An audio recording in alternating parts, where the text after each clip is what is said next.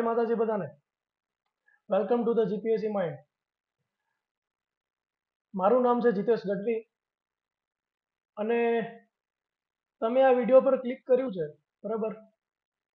એટલે હું જાણું છું કે તમે એલઆરડી કોન્સ્ટેબલ 2025ની જે એક્ઝામ લેવાની તેનું મેરિટ પ્રિડિક્શન જોવા માટે અહીંયા આવ્યા છો, બરાબર? તો એના પ્રત્યે મારી જવાબદારી છે કે હું કોઈ ખોટી વાતો હવામાં ના કરું અને જે પણ ડેટા છે એના અકોર્ડિંગ હું મેરિટ પ્રિડિક્ટ કરવાની ટ્રાય કરું. અને સાથે સાથે હું એવું અશ્યોરન્સ કરી શકું છું કે આવી રીતે મેરિટ પ્રિડિક્શન્સ લગભગ ગુજરાત શું લગભગ ઇન્ડિયામાં પણ કોઈએ કર્યું નહીં હોય, બરાબર? તો એ કહીને હું એ કહેવા જરૂર માંગીશ કે આ મેરિટ પ્રિડિક્શન સાથે તમે એ પણ જોશો, કંઈક નવું તો જરૂર શીખશો, બરાબર? કે આ મેરિટ પ્રિડિક્શન સિવાય કે એડવાન્સ સ્ટેટિસ્ટિક અને મેથ્સનો યુઝ કરીને કે આપણે ભવિષ્યના કોઈ પણ ડેટાને કઈ રીતે પ્રિડિક્ટ કરી શકીએ છીએ, બરાબર? તો એ હું પ્રિડિક્ટ કરવાની ટ્રાય કરીશ, બરાબર?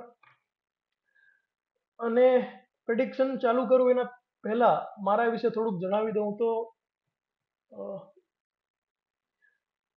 મારું નામ કીધું હશે જીતેશ ગઢવી અને મેં મારું ગ્રેજ્યુએશન બીએસસી મેથ્સમાં પૂરું કરેલું છે અને આ કોમ્પિટિટિવ એક્ઝામની ફિલ્ડમાં લગભગ 4 વર્ષથી વધારે જેવું મને સમય થઈ ગયું છે, બરાબર? અને હું અત્યારે એઝ અ ડેટા સાયન્ટિસ્ટ તરીકે એઝ અ ફ્રીલાન્સિંગમાં કામ પણ કરું છું, બરાબર? અને એના બેઝ પર જ હું મારી સ્ટેટિસ્ટિકલ અને મેથ્સની નોલેજ યુઝ કરી અને ડેટાનો ઉપયોગ કરી અત્યારે તમારી સમક્ષ થોડુંક જે મેરિટ પ્રિડિક્શન્સનું ડેટા છે એ રજૂ કરવાની ટ્રાય કરીશ અને સમજાવવાની ટ્રાય કરીશ કે હકીકતમાં ડેટા પ્રમાણે મેરિટ કઈ રીતે પ્રિડિક્ટ કરું છું, બરાબર? એની રીત જેના પ્રમાણે સમજી શકું, બરાબર? હા, એ સમજી શકું કે આ થોડુંક લેન્ધી અને ટેકનિકલ વિડીયોઝ થઈ શકે છે, બટ હા, એ ખાતરી જરૂર છે કે ભાઈ હું હવામાં વાતો નહીં કરું. જે પણ છે રિયાલિટી જે છે એ ડેટા પ્રમાણે હું તમારી સામે પ્રેઝન્ટ કરીશ. વધુ ટાઈમ વેસ્ટ ન કરતા આપણે ડેટા તરફ જોઈએ, બરાબર? તો પહેલા તો કે આ ડેટા મેં લીધા ક્યાંથી, બરાબર? તો ડેટા મેં લીધા છે આપણા ભેંસકી પાઠશાળા જે એકેડેમી છે એનામાં એક એમનું ટેલિગ્રામ ચેનલ છે. ટેલિગ્રામ ચેનલમાં એમનું એલઆરડીનું એક એમણે એઝ અ પોલ મૂક્યો હતો કે કયા ભાઈને કેટલા માર્ક્સ થાય છે, બરાબર? તો મારો ડેટાનો સોર્સ આ છે કે આના પ્રમાણે જ આપણે ડેટાને એનાલિસિસ કરશું, બરાબર? તો આ ડેટામાં આપણા પાસે છે શું નહીં, બરાબર? તો એક તો કેટેગરી વાઇઝ ડેટા નથી, જનરલ, ઓબીસી, બરાબર? અને એ પ્રમાણે એસટી એસસીનો ડેટા નથી, બરાબર? બીજું ડેટા નથી આપણા મેલ અને ફિમેલ, બરાબર? મેલ અને ફિમેલ વાઇઝ ડેટા પણ આપણા પાસે છે નહીં, બરાબર? આ એક જનરલ ડેટા છે. જનરલ ડેટા પ્રમાણે આપણે એને જ જોશું કે જનરલ ડેટા પ્રમાણે મેરિટ કઈ રીતે રહી શકે છે, બરાબર? અને આ માહિતીનો અભાવ છે મારા પાસે કે કેટેગરી વાઇઝ અને આપણે જેન્ડર વાઇઝ ડેટા આપણા પાસે અવેલેબલ છે નહીં. અને બીજું કે આનામાં જે 40% જે માર્ક્સનું ક્રાઇટેરિયા છે, હું જો ખોટો નથી તો પાર્ટ એમાં 32 માર્ક્સ લેવાના છે અને એ પણ ડેટા આપણા પાસે અવેલેબલ નથી કે ભાઈ કેટલાય 32 માર્ક્સ લીધા છે, 40% માર્ક્સ, અને કેટલાય પાર્ટ બીમાં પણ 40% માર્ક્સ અચીવ કર્યા છે. આપણા પાસે ફક્ત આ જ એક સોર્સ છે અને મેં ડેટા કલેક્ટ કરવાની ટ્રાય પણ કરી હતી કે એક ગૂગલ ફોર્મ બનાવી અને મારા મિત્ર છે બ્રિજેશ કરીને એમને એમના ચેનલ પર મૂક્યું હતું પણ કોઈ ખરેખર રિસ્પોન્સ આપ્યો નહીં.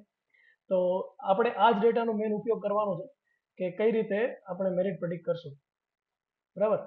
તો આમાં જોશો કે એક સેકન્ડ થોડુંક, બરાબર? આમાં જોશો તો તમને ખબર પડશે કે આમાં કંઈક સમથિંગ 30,000 જેટલા લોકોનું ડેટા છે, બરાબર? 30,000 સમથિંગ, 30,300 સમથિંગ, બરાબર? અને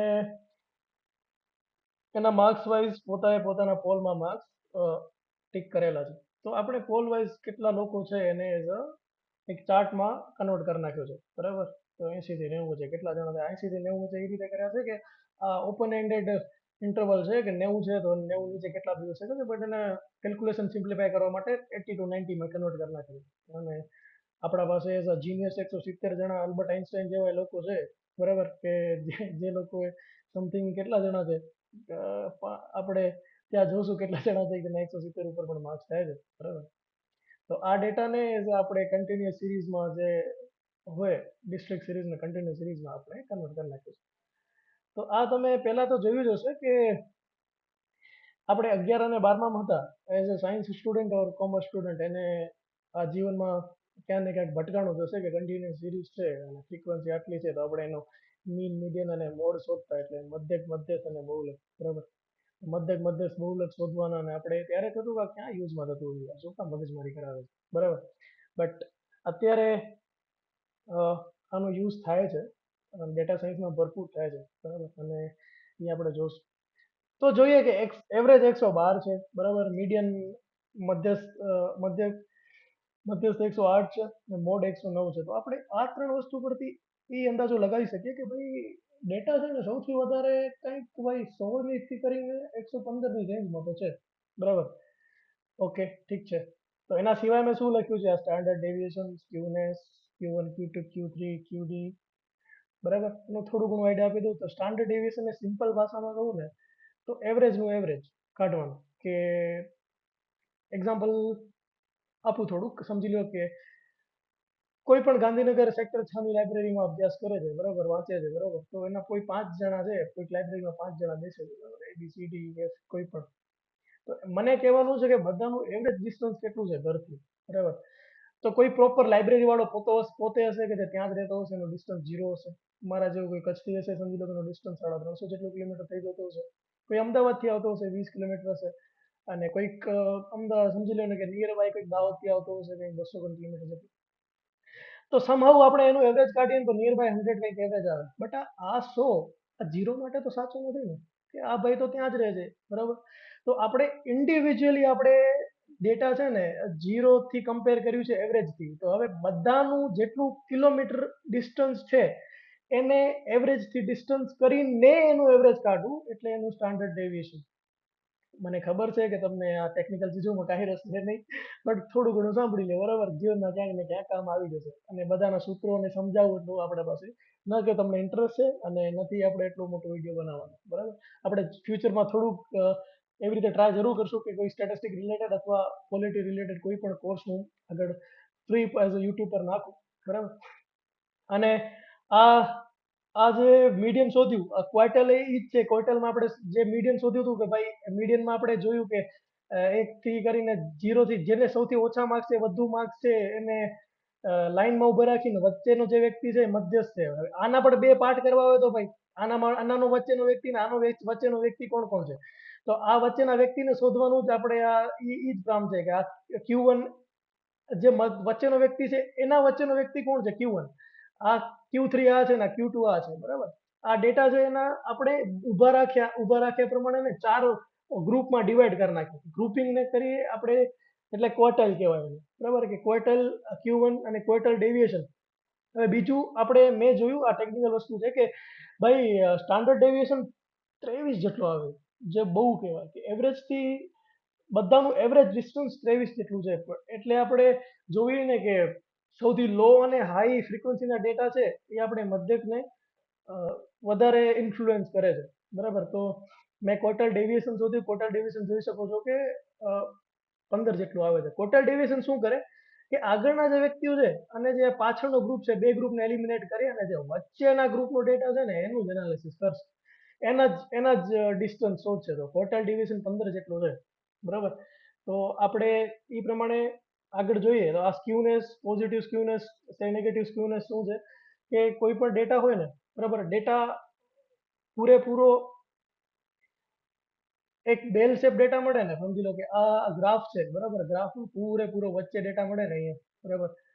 તો આ કહી શકાય કે પ્રોપર ડેટા મળ્યું છે જ્યાં આમ ડેટા સિમેટ્રિક છે કે બધું સરખું છે મધ્યક મધ્યસ્થ ને બહુલક. આપણે જોઈ શકીએ કે અહીંયા ત્રણેય વસ્તુ સરખી છે ને. અને ગ્રાફ થોડુંક આગળ વધારે ટિલ્ટેડ છે. એટલે આપણે અહીંયાથી સમજી શકીએ કે આ 4 નંબર શું છે કે આ જે આપણે આગળ ગ્રુપિંગ જોયું આને નંબર વાઇઝ કરી દીધું. તો ચોથા નંબરના છે 80, 2, 3, 110 અને 120 નું વચ્ચેનું સૌથી વધારે આપણે એવરેજ ત્યાંથી જ મળે છે. આ પોઈન્ટ એવરેજ દર્શાવે છે. તો આપણે મેરિટ શોધવા માટે આપણે એક્ઝામિન કેટલું કરવાનું છે કે આ ડેટા અને આ ડેટા વચ્ચે આપણે કેટલું પ્લોટિંગ ડેટાનું છે એના પર જ મેરિટ બનશે. આ પોઝિટિવ સ્ક્યુડ છે એટલે અહીંયા સૌથી વધારે ડેટા અવેલેબલ છે. જો નેગેટિવ સ્ક્યુ ડેટા હોય ને તો ગ્રાફ આપણે કંઈક આવું મળે, બરાબર. તો મેરિટ થોડું હાઈ છે અને સમજી લો કે અહીંયા ડેટા વધારે રિલાય કરતું હોય.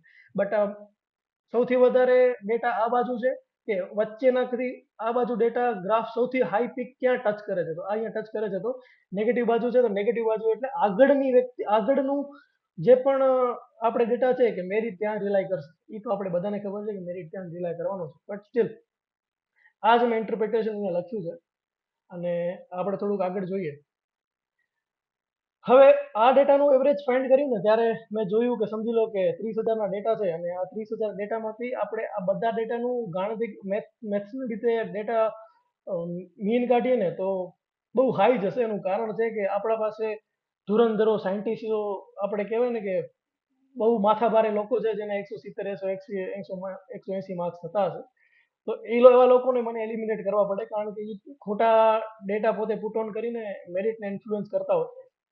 તો આ બે વ્યક્તિને એલિમિનેટ કરીને તો આપણા પાસે કેટલા લોકોનો ડેટા બચે છે, તો આપણા પાસે 28,000 સમથિંગનો ડેટા બચે છે. એ જ મેં લખ્યું છે અહીંયા કે 160 ઉપર જેટલા છે એ મહાનુભાવ અહીંયા છે જ નહીં, સ્વર્ગમાં એનું સ્થાન છે, બરાબર.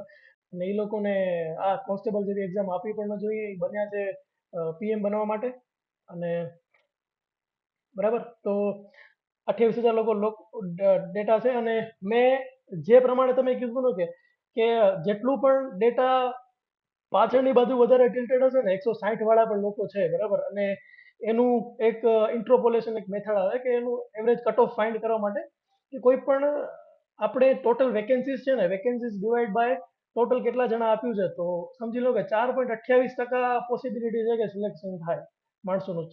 એટલે 100માંથી 4 જણાનું સિલેક્શન પાકું છે.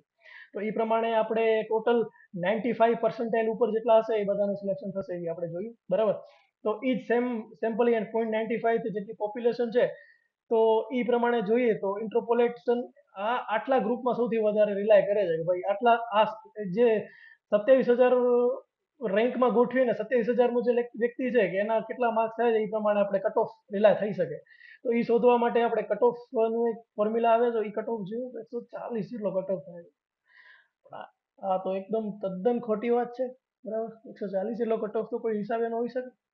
તો આપણે એને ફોલ્સ પ્રૂવ કરવા માટે બીજું કંઈક મેથડ યુઝ કરવી પડે કે આ ઇન્ટરપોલેટેડ મિડ પોઈન્ટની ડેટા પ્રમાણે તો આ કામ નહીં લાગે, બરાબર. અને આગળની હજી એક સમજી લો ને કે હું વધારે કોમ્પ્લિકેશન કરું વિડીયો બનાવવા માટે, આ ઓલરેડી કોમ્પ્લિકેટેડ વિડીયો છે ને એને વધારે કોમ્પ્લિમેન્ટ કરવા માટે વધારે ડેટાનું કંઈક આવી ટેસ્ટ કરું તો મને યોગ્ય ન લાગે. કે સિમ્પલી જે પણ 11-12 અથવા કોલેજમાં ભણ્યા હોયેલી રીત સમજી લો કે જે સ્ટેટિસ્ટિકલ મેથડ છે એનો જો યુઝ કરું, બરાબર.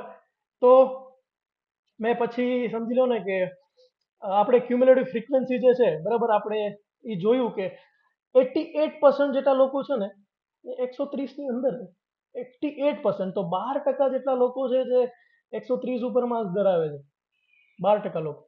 અને એ જ લોકો અહીંયા ઇન્ફ્લુઅન્સ કરીને 140 નું માર્ક્સ જેટલું થાય છે, બરાબર. તો હવે આ 140 આવ્યા છે એનું રીઝન શું છે? રીઝન મેં લખ્યા છે. સમજી લો કે એસટી એસસી ઓબીસી ના ડેટા નથી, સેન્ટ્રલ ડેટા નથી આપણા પાસે, અને સીટ એલોકેશન્સ ડેટા પણ નથી આપણા પાસે, અને લોકોના ગપ્પા મેન છે. 170 ઉપર માર્ક્સ થાય છે એ લોકો, બરાબર. અને 40% કટ ઓફ રૂલ પણ આ ડેટા નથી. જો મારા પાસે બધા ડેટા હોય ને તો એટલો એક્યુરેટ પ્રેડિક્ટ હું કરી શકું કે મેરિટ હું પ્રેડિક્ટ કરી દઉં, બરાબર.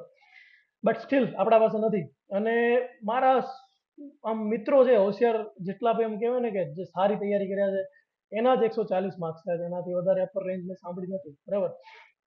તો આપણે એને ફોલ્સ હવે પ્રૂવ કરવું પડે કે 140 જે આવ્યા 140 ઉપર ડેટા ન હોઈ શકે. હવે આપણે જે પ્રમાણે ડેટા છે એને કહેવાય ને કે કોઈ વ્યક્તિ માંદો છે, બરાબર, એને કંઈક ડેન્ગ્યુ થયું છે તો ડેન્ગ્યુને આમ ટેસ્ટ કરવા માટે કે ભાઈ છે કે નહીં એકચ્યુઅલી 140 મેરિટ આવી શકે કે નહીં, એના માટે આપણે ડૉક્ટર પાસે જઈએ ને ડૉક્ટર આપણે ડેન્ગ્યુની ટેસ્ટ લખી દે, ભાઈ ટેસ્ટ કરાવી આવો, આપણે ટેસ્ટ પ્રમાણે કહી શકશું. તો હું એમ જ કહીશ કે ભાઈ હું ટેસ્ટ કરું, બરાબર. તો ટેસ્ટ શું છે? આપણે હાઇપોથેસિસ ટેસ્ટ કરશું. સેમ્પલ ડેટા વધારે છે કે જેડ ટેસ્ટ આપણે લાગશે. તો મેં ટેસ્ટ શું કરી ભાઈ 140 ની નહીં 120 ઉપર શું મેરિટ આવી શકે કે નહીં? 120 ઉપર તો 101 હાઇપોથેસિસ કર્યું કે ભાઈ હું માનું છું 120 પર ડેટા આવે. અને બીજો એક માનીએ કે 120 પર ડેટા ના આવે. એ હાઇપોથેસિસ શું છે એ આપણે ટેકનિકલ ચીજોમાં નથી જતા.